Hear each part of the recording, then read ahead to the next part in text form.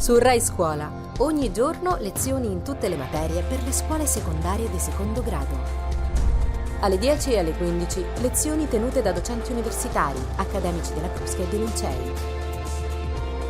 E alle 21:30, un magazine in cui vari esperti analizzeranno le problematiche generali sul mondo della scuola. Su Rai Gulp, tutti i giorni 3 ore di scuola in diretta per bambini e ragazzi delle primarie e delle secondarie di primo grado. Conduce Mario Acampa.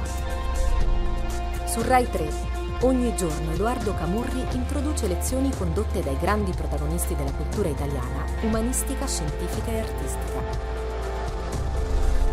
Su Rai Storia, dal 13 maggio ogni mercoledì simulazione della prova di maturità per 2 studenti, in collegamento con Edoardo Camurri, umanisti e scienziati.